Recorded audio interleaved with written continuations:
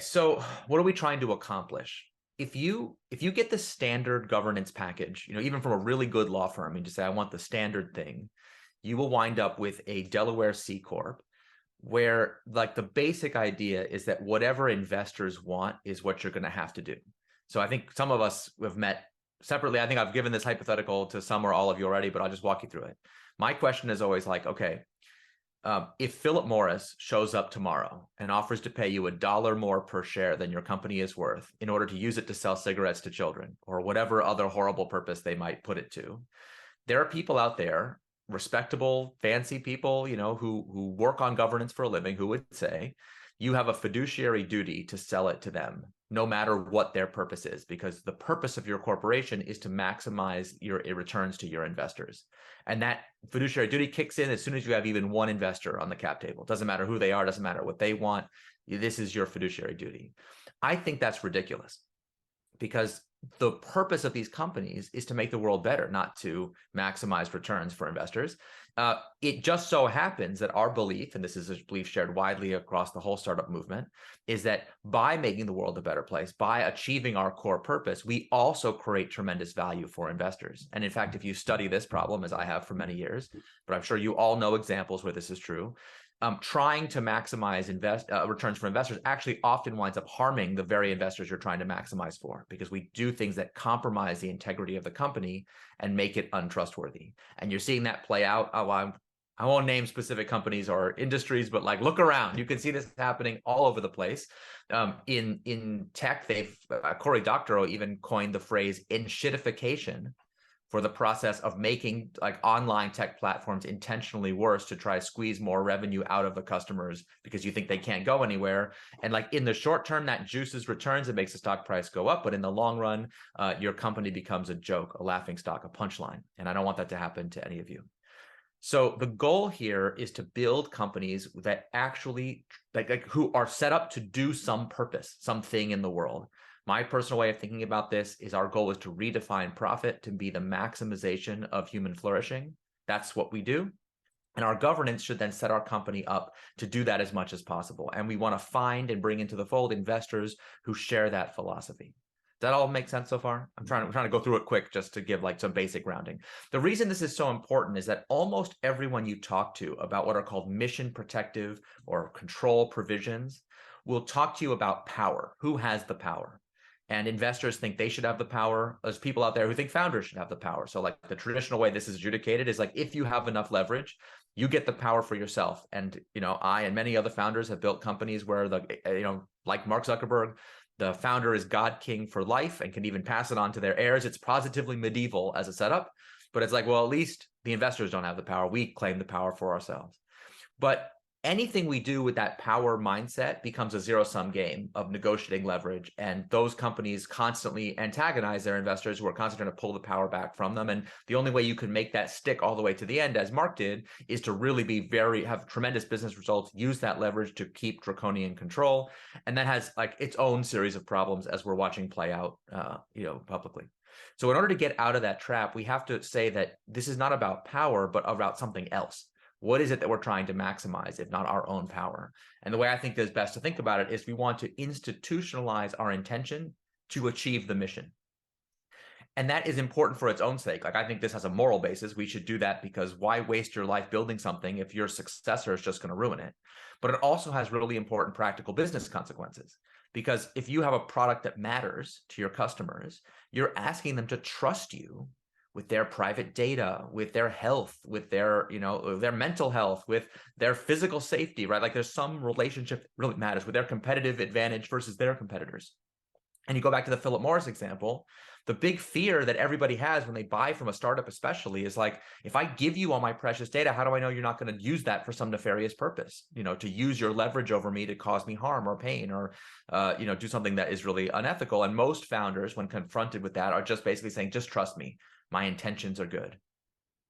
And why should anybody trust you if Philip Morris could show up and make you change your intentions at any time? And in fact, you could be replaced. The other problem with startups is that once you bring on professional investors, they often want to bring in professional management and kick the founders out. And how many times have we seen that happen? I found a founder who took their company public was just telling me the story about they collected genetic data from their customers with a strong privacy guarantee. They took the company public. That was a big part of their brand. New investors came in, kicked the founder out, and the first thing they did was monetize the genetic data in a way that violated that pledge. The word got out. Customers were furious. The brand was completely destroyed. So it's not even actually in the investor's best interest to behave this way. It's just how our current financial system is set up. You with me all so far? Okay. So let's say we actually want to do that. How do we make it happen? Let me just walk through a couple that are just the most obvious, easiest things you can do. The first one is called founders preferred shares. Are you familiar with this?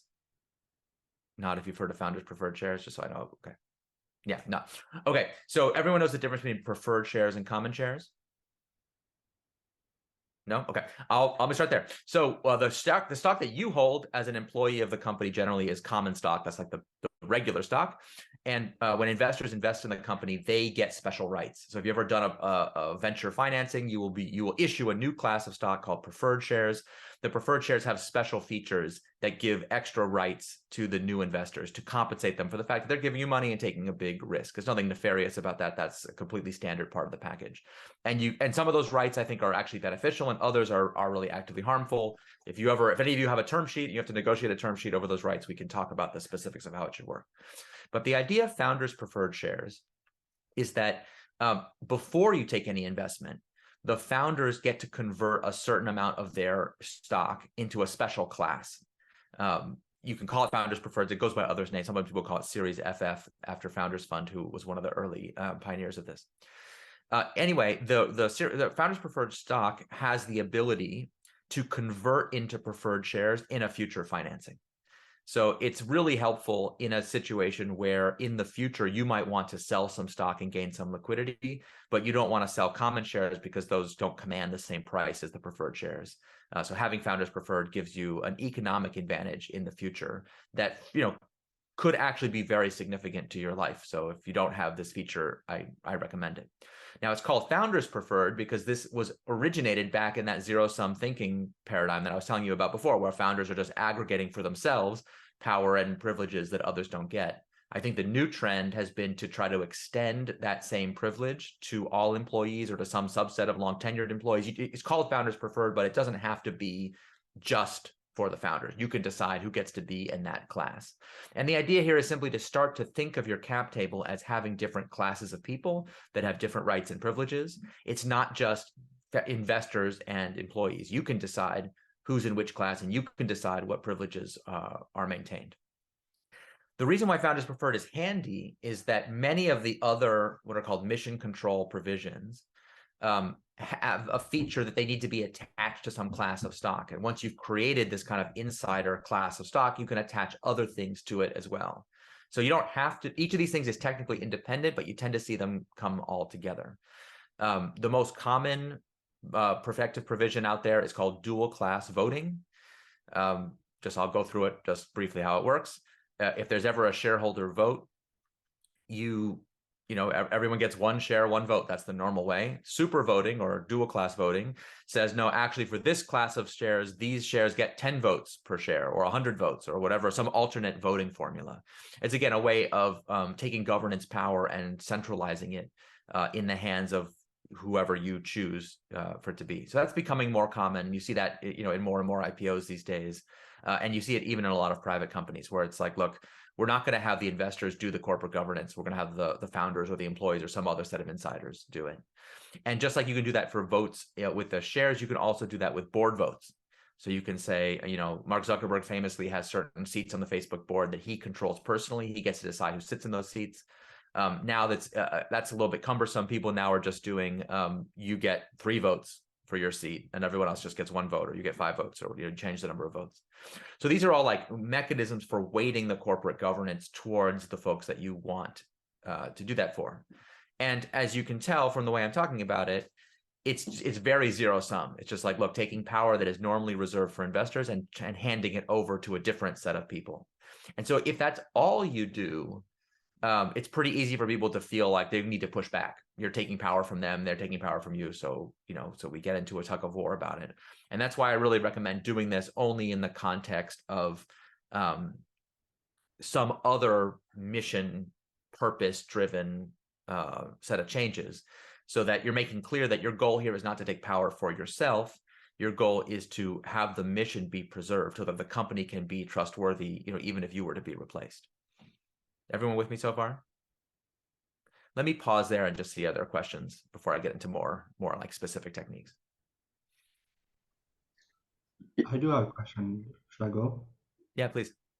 Eric, how does that work with the current Delaware structure? Like, does that will encounter, let's say, is that like known to the industry, or if we were to get a Yeah, lawyer yeah. and Everything I've described is totally standard and very and compatible with Delaware law. So what's funny is that you don't need a fancy special lawyer for this. The same lawyer who gave you the investor-friendly governance, if you tell them you want this instead, they have the technical capacity to give you this. But warning, they will try to talk you out of it. So we can talk about like why lawyers do this and how to handle the negotiation and stuff like that if you guys want to get into that. But like generally speaking, your lawyer will tell you it's too early to worry about that kind of stuff. Just do it later. Investors might not like it. I don't know if it's such a good idea. And they make you feel like you're taking a risk by doing this. And my experience with this is that whenever you're told that somebody thinks it's too early, it's always too early until it's too late. All of a sudden you'll get yourself into a situation where they're the same person who was telling you it was too early like a month ago. It's like, oh, now it's too late. And you're like, when was it the right time? But the goal of most of these people who work on this stuff is just to make things as standard as possible, because that's good for their reputation. And they think they're doing you a service by making it as investor friendly as possible. They think that's going to help you get more investors in the future. But as we have more and more investors who are becoming sophisticated about these issues, that's not actually always the case. So I wouldn't assume that doing things the standard way is always going to get you the most investment. But anyway, my view is even if it did cost you the potential of future investors, it's worth it because the mission should come first rather than, short-term financial benefit. Yeah, I had a question on that last point, Eric, too, and you Yeah. kind of answered part of it. But I mean, reading between the lines, it will make it more difficult to find those investors that usually stick to the typical route and their preferred shares and things like that. But do you think there's a wave that's occurring that's going to allow more investors to think from this Yeah. capacity and say, we think of mission, we think of founders, we want to make it more fair like this, correct? For sure. But honestly, people get really fixated on this point, and I'm happy I can tell you like which firms we can get into it, like no problem. But actually, I don't think it actually matters whether it's true or not that investors like it or don't like it, for the following reason. When you go to fundraise, there's only 3 possible scenarios you can find yourself in. There's only 3. One is you are a hot deal and many investors are competing for your business, in which case you get to choose which investor to pick, and you can have whatever criteria you want for deciding which investor to pick. Now, traditionally, we just go with the highest bidder, whoever's giving us the highest valuation, the most money. Sometimes we'd be like, well, the one who's got the most prestige or the most brand or whatever, or sometimes we just go for the one we like the most interpersonally. This gives us another way to filter. If there are multiple investors involved and you have these provisions in place, some investors will be like, I love that you did that. I think that's really smart. And others will be like, I don't like that. I don't think founders should have this kind of control. Investors, whatever they say, that's a great, wouldn't you like to know that going in, right? Then you're like, well, you know what? I'm going to choose the people who love my mission and think I'm the best person to implement it versus people who view me as a disposable commodity. That's scenario 1. So in scenario 1, we all agree having these provisions in place is helpful. Yeah. Even if you decide to take them out, if the investor you like the most wants them out, you can always take them out. It's no big deal. But if they help you find the right investor who really is mission committed, that's a benefit to you. Agreed? Scenario 2, there's only one investor who wants to invest. Sometimes that happens. I've done a lot of rounds where you only have to get one to yes, and there's only one. Effectively your leverage is low for whatever reason. Market conditions, macro stuff. You got sued, or whatever. You never know what the situation is. I've been through a lot of stuff in my life. I've been in situations where I had to raise money without leverage. It happens. In that case, whatever that investor wants, you're going to have to do. Let's just be honest. You don't have the leverage. So if you happen to have one investor who wants to invest, and that person happens to be a real stickler for investor control of companies, 1 share, 1 vote, the whole thing, those investors exist. Okay, you'll have to take stuff out. But even in that case, my experience has been like I was working with a company once that put in 10 different control provisions, and they had an investor who was really anti that stuff and made them take out eight of the 10 provisions. I would like to point out that even in that scenario, they're two provisions ahead than they would have been if they'd done nothing. So again, it didn't harm them in any way, because like if an investor wants to invest, this is not the criteria they make their investment on. This comes up in due diligence and it's negotiable. So if you don't have the leverage, you can always take it out. And in the third scenario is you don't have any investor interest. Okay, that's also going to happen sometimes. And sometimes you're going to die. It happens. Will the control provisions have harmed you in any way in that scenario? No, you're just dead. Or sometimes you come up with a way to save the company without investors. And that's actually the best of all the scenarios we've talked about, right? You find a way to make the company profitable. You find a way to, use customer financing, or you get a government, or you have some other non-dilutive action that allows you to keep the company going and to thrive and survive. And now you have not only complete control of the company, you also were able to do it, maintaining your complete independence.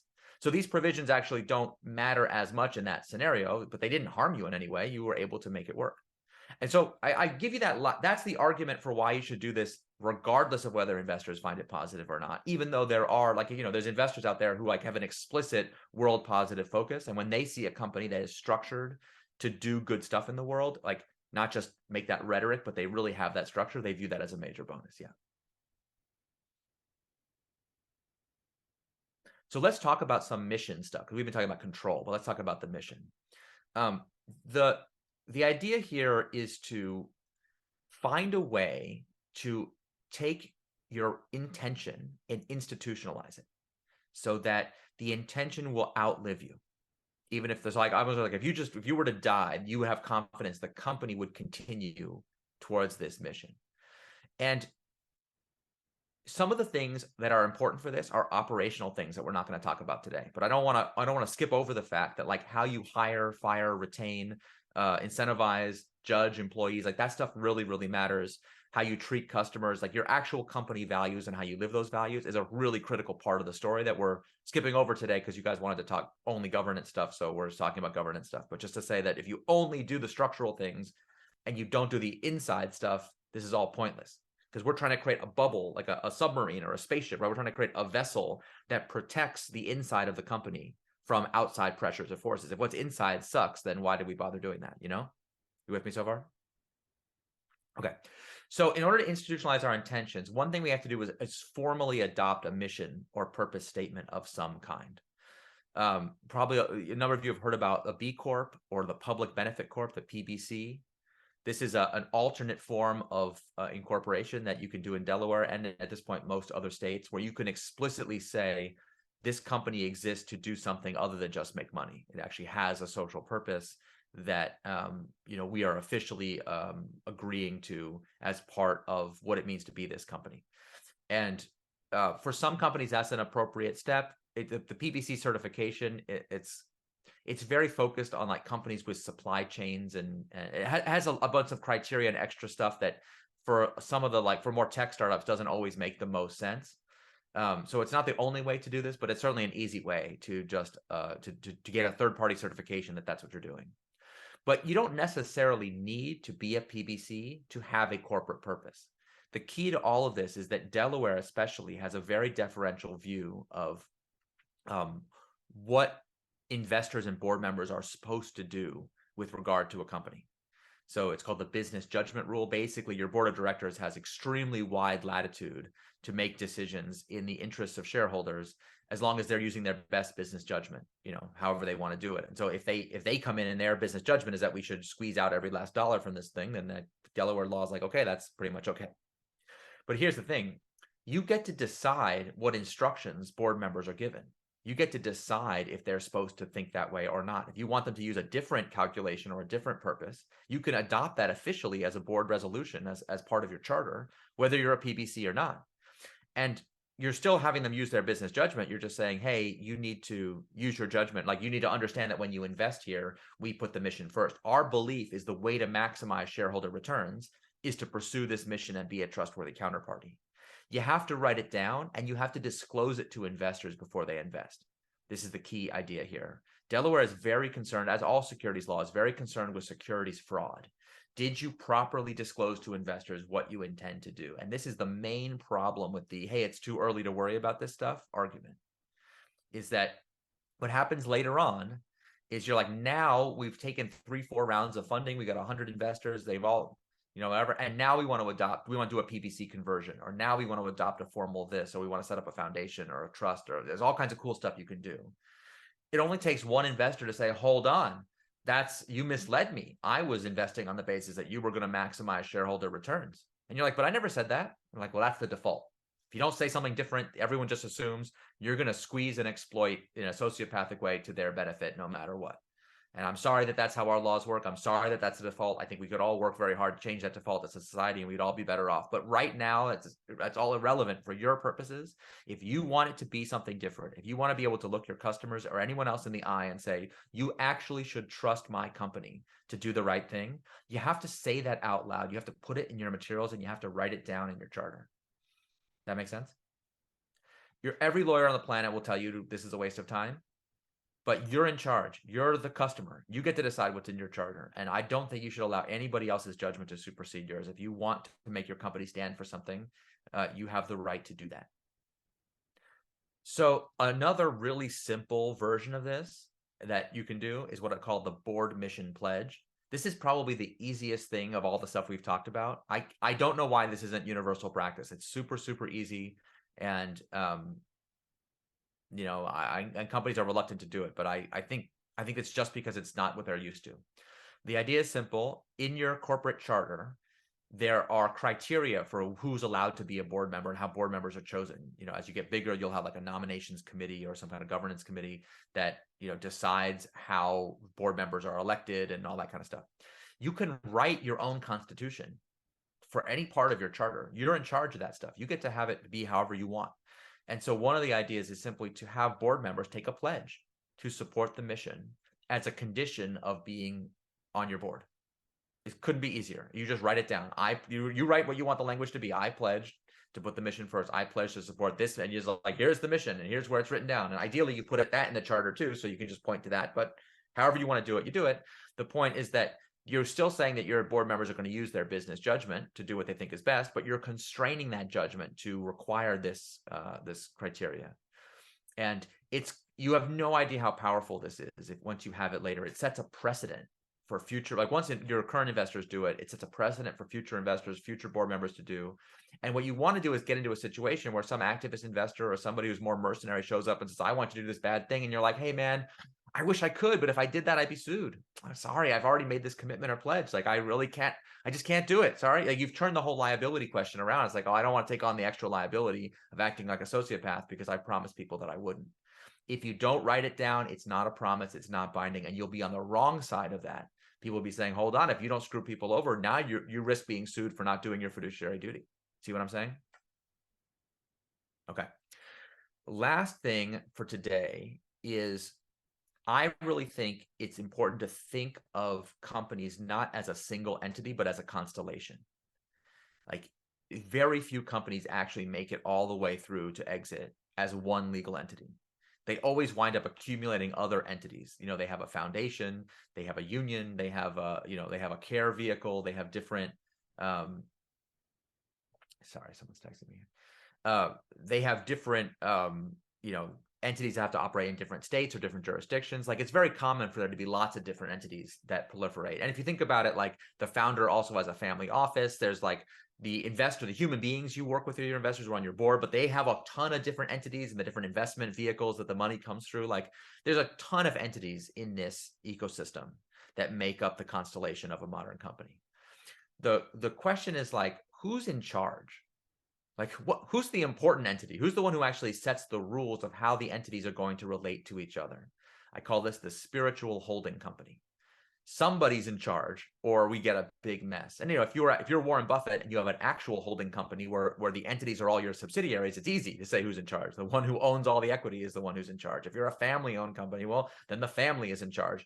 There actually are foundation-controlled companies. OpenAI is probably the most famous example right now, where you have a nonprofit foundation that owns a for-profit company as a wholly owned subsidiary. Well, who's in charge? The nonprofit foundation is in charge. But most companies, it's not super clear who's in charge. and kind of by default, the C corp is in charge, but it's kind of only sort of in charge because you have investors, and they're kind of in charge because the governance is weighted to them, and so it's a bit of a mess. And again, where's the mission in all this? It's easy to get bogged down in all of the Civil War and the different like benefits and incentives that all the different sub entities have. Who's looking out for the mission? So I think every company should just have a plan to create some kind of mission lock or mission supportive vehicle that is part of the ecosystem. At an early stage, you don't have to actually do this. You need to state your intention to do it so that, again, people don't claim later that you were misled. An easy way to do it is to create an actual nonprofit foundation. You can just get a fiscal sponsor. That's really easy to do. Like a very easy setup, I think, is a nonprofit foundation that owns some of your stock. Maybe you pledge a certain percentage of your future revenues will go to the foundation, in exchange for which, instead of it being like a lame corporate foundation that just like gives away copies of your software or whatever, that sucks. Instead, do something cool, like have that money and stock you're giving to the foundation be in exchange for an important service, namely the service of keeping your company on mission lock. So have one of the seats on your board be designated not for a random independent, but rather for someone who's appointed by the trustees of the foundation. Have a rule that says nobody can get onto the board unless the foundation approves, or the foundation, like some AI companies have provisions now where like the foundation has an ethical responsibility to oversee the startup's ethics to make sure that they're never letting their profit motive get them to do something that would be harmful for all humanity. So there's a lot of ways that this can be set up. It doesn't have to be a foundation. It can also be a community trust, an employee trust, what's called a purpose trust. There's like 10 different legal structures for how you could do this, and there's no reason to decide right now. You don't have to get into all those details at this stage, but I do think it's important to tell people that you intend to do something like this, and if possible, to allocate at least in your cap table, like in your cap table spreadsheet when you show it to people, like if you're going to set equity aside, like set it aside now when the equity's not worth anything, so nobody cares. Don't wait until the equity is worth $1 billion and now it's a fight over who's going to lose the $1 billion to give it up. May as well do it now. So anyway, that's that's kind of like simple things you could do today in a nutshell. I know I'm cognizant that we have limited time, so I wanted to kind of get through at least those questions.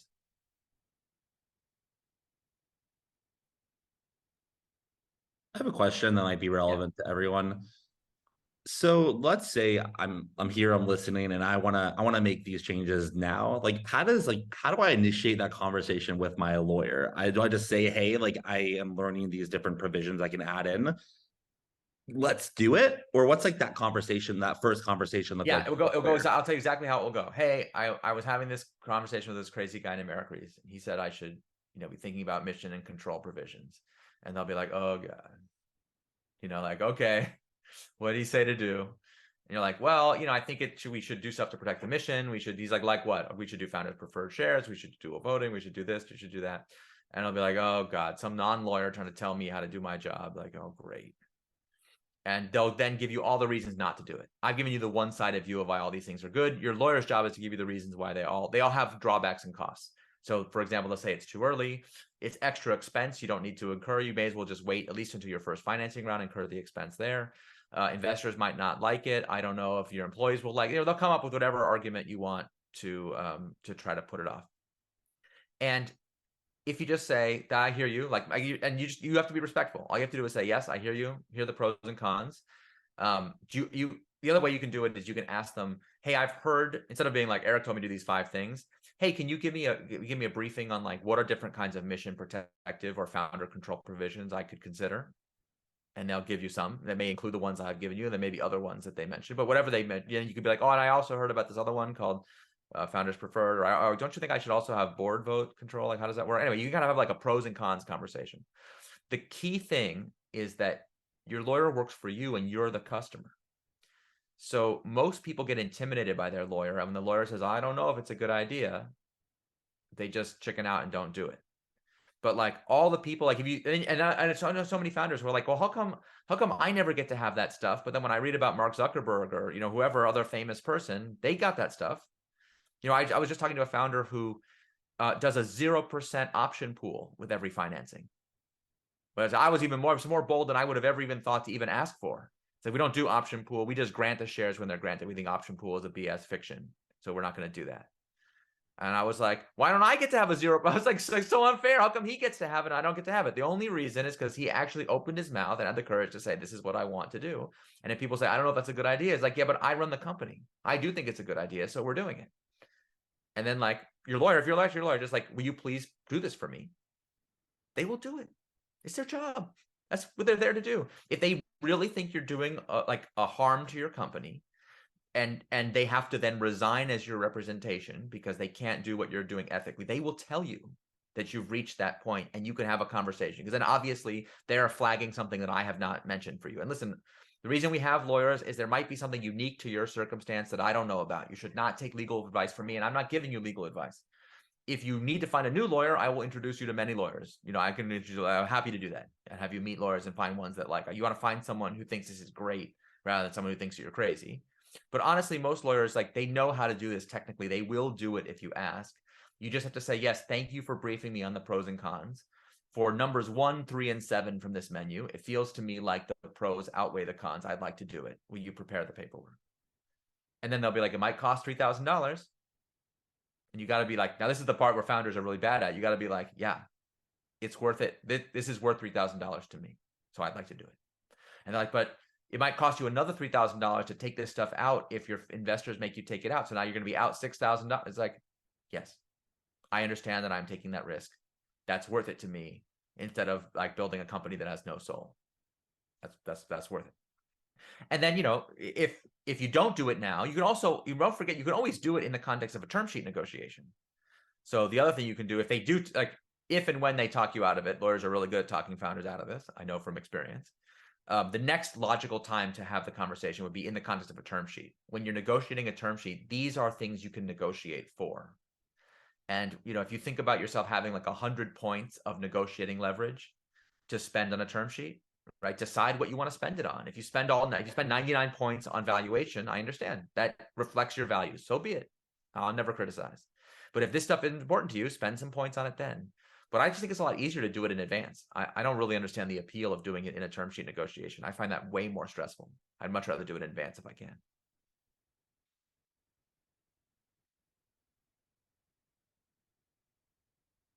Is there any kind of like standard docs that we can just download or look at Not yet. without? Oh yeah. There just isn't yet. Yeah, it's on my to-do list to try to generate such docs. If any of you have a lawyer who does a good job with this and you like the docs they generate, I will be glad to make them famous for them becoming a template that other people should follow. It's like the safe. You guys all know about the safe. Yeah.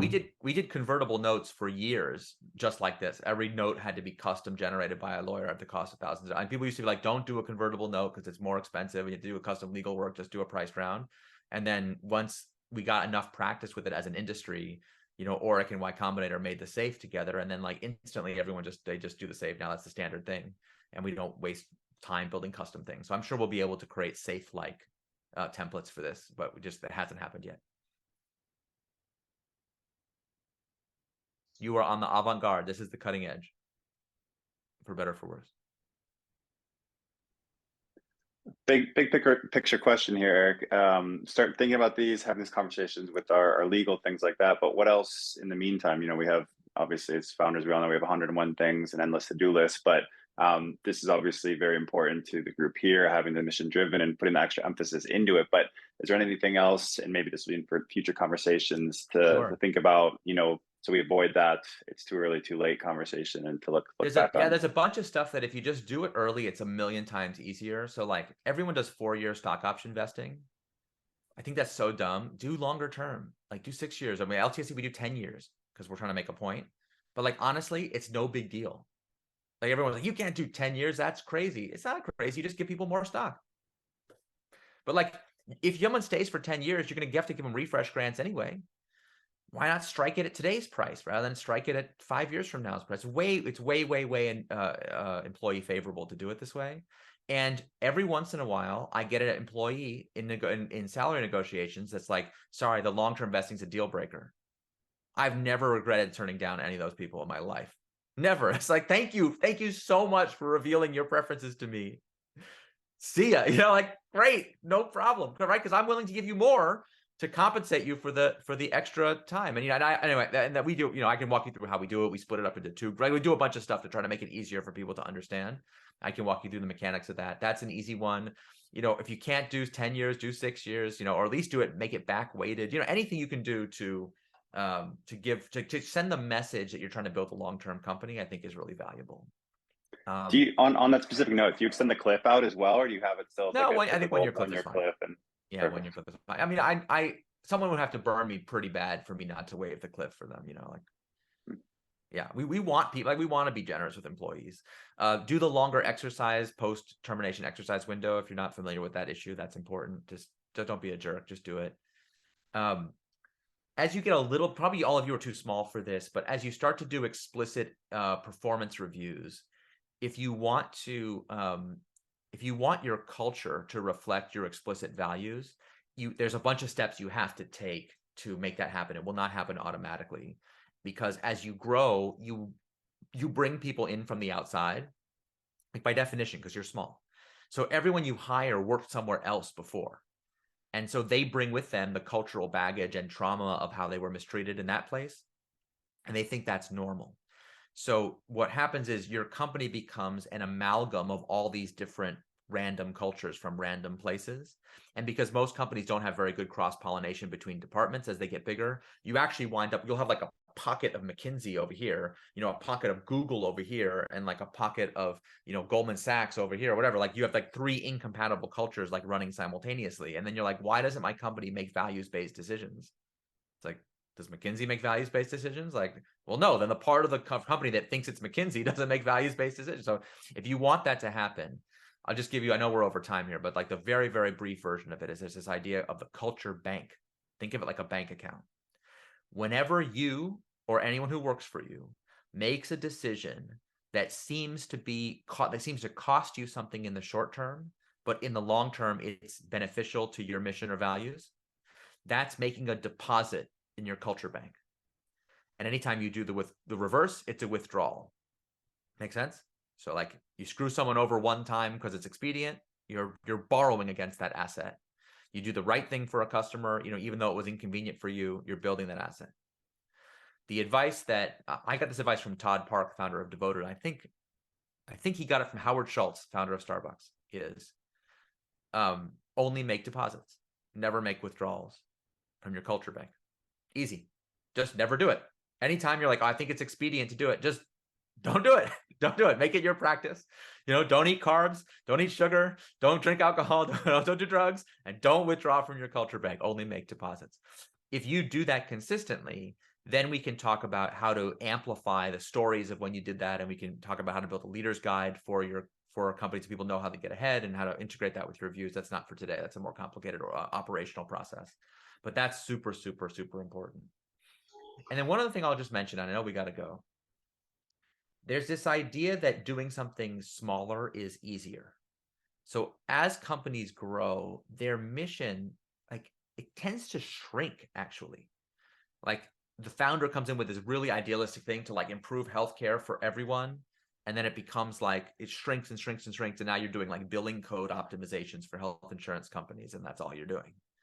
And you're like, well, but I thought you were going to make insurance better for everyone. You're like, yeah, by doing this, we make, so like, and if you guys ever watched the TV shows Silicon Valley, they even have this is like so common, it's a joke in a TV show. They have the guys presenting at TechCrunch Disrupt, and everyone's like, we're going to change the world. They have that super cut of, we're going to change the world. All the guys saying change the world. And then it super cuts to them, the second half of every sentence, like, we're going to change the world by doing database micro optimization, cache coherency, like none, right? It's like, it's hilarious when you super cut 5 or 10 of them together, but like we all wind up there. It's embarrassing. So the other piece of advice I give you is that harder is actually easier. This is really counterintuitive. And it only works if you go all the way. So people who kind of try to do like a compromise version of this, it doesn't work. But if you go all the way to being like, I am going to single-handedly change American healthcare to be better. With LTSE, we are going to change capitalism, change the financial system to be long-term instead of short-term. Everyone's like, that's crazy. You can't do that. Who do you think you are? Okay, yeah, it's a little bit crazy. But the advantage of thinking big like that are threefold. One, communicating what people are supposed to do is way easier. when the thing that you're communicating deeply lines up with their most fervently held emotions, like deep in their heart. So like Devoted Health, Todd Parker, I was just mentioning, they have an ethos that their mission is to treat every customer with the love you would show to your own parents. And people think that's crazy for a health company, health insurance, health tech company to have. And it has downsides for sure, but the upsides are enormous. Like strategy is very easy for people to understand. Making deposits in the culture bank is super easy. It's like everyone knows if you talk to a customer and they need something, even if what they need is like emotional support or they need money or they need whatever they need, your job is to make sure that they get it. It has a transformational effect on corporate strategy. It has a transformational effect on what kind of talent you can recruit. I've had this experience many times. I've been able to hire people that I have no business hiring. Why on earth would they work for me? I mean, right? I'm not even remotely qualified to employ them, but they're not here for me. They're here for the mission. It's like finally, people, think of, again, healthcare is the easiest one to see it in. I'm a doctor. I've been in the industry 20 years, 40 years. And like my life has been getting worse and worse and worse as health insurance like forced me to like do crap for my like treat my patients back. Finally, I'm going to get a chance to have a job where my job is to look after the health of my patients for real, no compromises. You can hire amazing people that way. And then like it has incredible fundraising benefits because you can bring in partners who just like they really connect with that vision and they feel like you've given them the chance to use their money for something transformational. It's way more exciting than like you'll get slightly better IRR if you no one cares. And the kind of person who cares like is a very mercenary kind of person. So like who do you really want those people to be your partners? So those are just a couple tips that I would leave you with. Happy to talk more when we have more time. Maybe do one last question and then I got to run. Awesome. Thank you guys so much and hope this is helpful.